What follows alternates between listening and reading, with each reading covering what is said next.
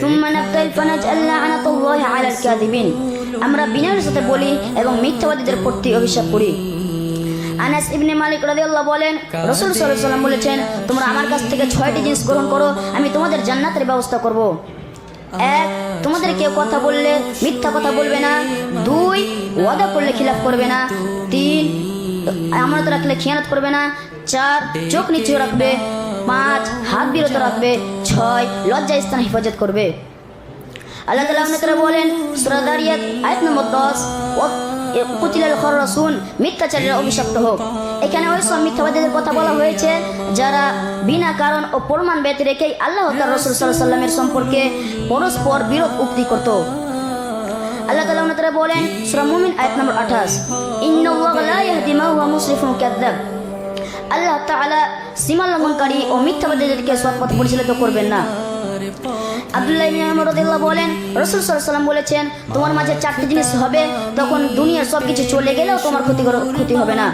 1, আমানত রক্ষা করা। 2, সত্য কথা বলা। 3, চাল চলন সুন্দর করা। 4, পবিত্র রুজি ভক্ষণ করা।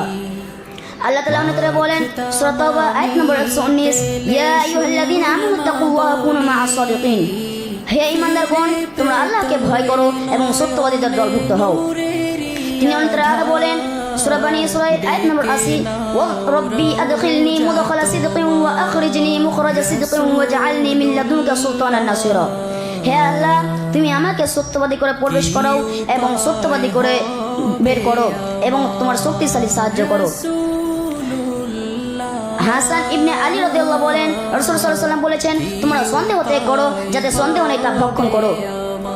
সত্য প্রশান্তি, মিথ্যা দ্বিধাদ্বন্দ্ব। আল্লাহ তাআলা বলেন সূরা মারইয়াম আয়াত নম্বর 81, ওযকুর ফিল কিতাবি ইব্রাহিম ইন্নাহু কানা সিদ্দিকান নাবিয়্যা। আপনি কিতাবে ইব্রাহিমকে স্মরণ করুন, নিশ্চয় তিনি সত্য নবী ছিলেন। আবু বকর রাদিয়াল্লাহু বলেন, রাসূল সাল্লাল্লাহু আলাইহি ওয়াসাল্লাম বলেছেন, তোমরা সত্য ভক্ষণ করো, সৎ নেকির সাথে থাকে, এ দুটির পরিণত জান্নাত। তোমরা মিথ্যা থেকে বেঁচে থাকো, মিথ্যা পাপের সাথে থাকে, এ দুটির পরিণত জাহান্নাম। আবু বকর রাদিয়াল্লাহু বলেন, রাসূল সাল্লাল্লাহু আলাইহি ওয়াসাল্লাম বলেছেন, মিথ্যা ঈমান বিরোধী করার কর্ম। এখান থেকে আমার বক্তব্য বৃদ্ধি করছি।